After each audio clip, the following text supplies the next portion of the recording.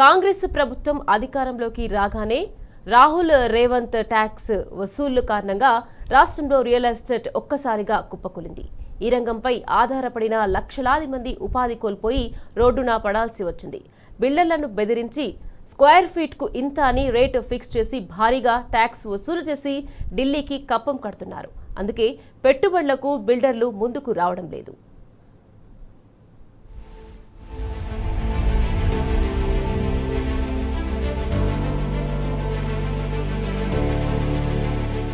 రాష్ట్రంలో real estate రంగం కుప్పకూలడానికి ఆర్ఆర్ఆర్ ట్యాక్సే ప్రధాన కారణమని బీఆర్ఎస్ వర్కింగ్ ప్రెసిడెంట్ కేటీఆర్ మండిపడ్డారు. గత బీఆర్ఎస్ ప్రభుత్వ హయాంలో రాష్ట్ర నలుమూలలా అనేక కంపెనీలు ఏర్పాటు చేయడంతో భూముల ధరలు విపరీతంగా పెరిగాయని గుర్తు చేశారు. అప్పుడు రియల్ ఎస్టేట్ అమాంతం పుంజుకొని ఈ రంగంపై ఆధారపడిన లక్షలాది మంది లబ్ధి పొందారన్నారు. బీఆర్ఎస్ ఆధ్వర్యంలో అనేక విదేశీ కంపెనీలు ఏర్పాటు కావడంతో ఆయా ప్రాంతాల్లో భూముల ధరలు గణనీయంగా పెరిగాయన్నారు. ఒకప్పుడు షాబాద్లో భూములు కొనేందుకు ఎవరూ రాలేదని, కేసీఆర్ సర్కార్ తీసుకొచ్చిన కంపెనీల కారణంగా ఎకరం విలువ కోట్లకు చేరిందన్నారు. అబద్ధపు హామీలతో అధికారంలోకి వచ్చిన కాంగ్రెస్ ప్రభుత్వంపై ప్రజల్లో తీవ్ర వ్యతిరేకత ఏర్పడిందని ధ్వజమెత్తారు కేటీఆర్.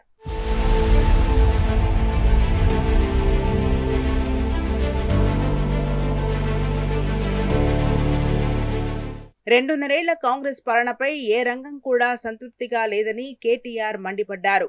రైతు బంధు ఇవ్వకపోవడంతో రైతులు అనేక ఇబ్బందులు పడుతున్నారని, మరోవైపు కరెంటు కోతలతో వ్యవసాయ రంగం అస్తవ్యస్తంగా మారిందని ఆగ్రహం వ్యక్తం చేశారు. 6 గాలం శ్రమించి పండించిన పంటను కొనుగోలు చేయడంలో కూడా ప్రభుత్వం పూర్తిగా విఫలమైందన్నారు. 5 ఏళ్లలో బీసీలకు 1,00,000 కోట్లు, మైనార్టీలకు బడ్జెట్లో 4,000 కోట్ల రూపాయలు ఇస్తామనే హామీని పూర్తిగా విస్మరించిందని దుయ్యబట్టారు. ముఖ్యమంత్రి రేవంత్ చెప్పే అబద్దాలతో ఆగం కావద్దని, ఆ ప్రభుత్వాన్ని గెలిపించిన మీరే ఓడించే బాధ్యత కూడా తీసుకోవాలని ప్రజలకు పిలుపునిచ్చారు కేటీఆర్.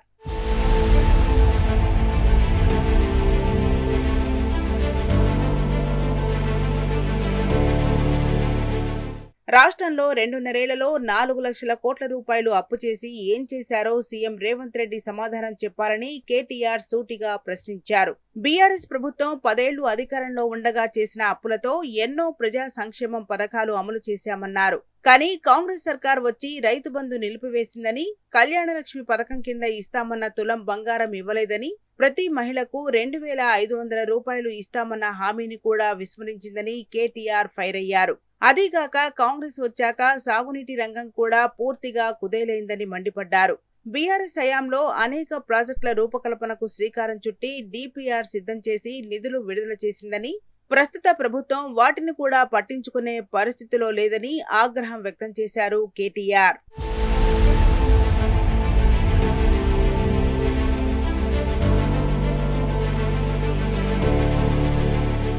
కాంగ్రెస్ సర్కార్ తీరుపై ప్రజల నుంచి తీవ్ర నిరసన వ్యక్తమవుతున్నదని, వచ్చే ఎన్నికల్లో బీఆర్ఎస్ ను గెలిపించి కేసీఆర్ ను మళ్లీ ముఖ్యమంత్రిగా చూడాలని వారు కోరుకుంటున్నారని కేటీఆర్ పేర్కొన్నారు. కాంగ్రెస్ ను గెలిపించి తప్పు చేశామని ప్రజలు పశ్చాత్తాపపడుతున్నారని, అందుకే అబద్దాల పునాదులపై అధికారంలోకి వచ్చిన ఆ పార్టీని వచ్చే ఎన్నికల్లో ఓడించడమే ధ్యేయంగా పెట్టుకున్నారన్నారు. అందుకే రాష్ట్రమంతటా బీఆర్ఎస్ కు బ్రహ్మరథం పడుతున్నారని, ఎవరెన్ని అడ్డంకులు సృష్టించినా మళ్లీ బీఆర్ఎస్ అధికారంలోకి రావడం ఖాయమని కేటీఆర్ ధీమా వ్యక్తం చేశారు.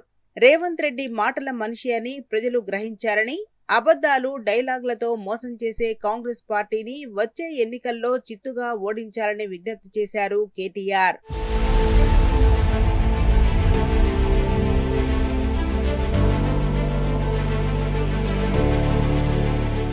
వచ్చే ఎన్నికల్లో జరిగే ధర్మయుద్ధంలో కాంగ్రెస్ బీజేపీలకు గెలిచే పరిస్థితి లేకనే కుట్రలు చేస్తున్నారని కేటీఆర్ ఆరోపణలు చేశారు. సర్ను అడ్డుపెట్టుకుని బీజేపీ పెద్ద ఎత్తున ఓటర్ల ఏరివేతకు సిద్ధమైందని, అందులో భాగంగానే ఇటీవల జరిగిన పశ్చిమ బెంగాల్, బీహార్ వంటి రాష్ట్రాల్లో అక్రమంగా అధికారంలోకి వచ్చిందని విమర్శించారు.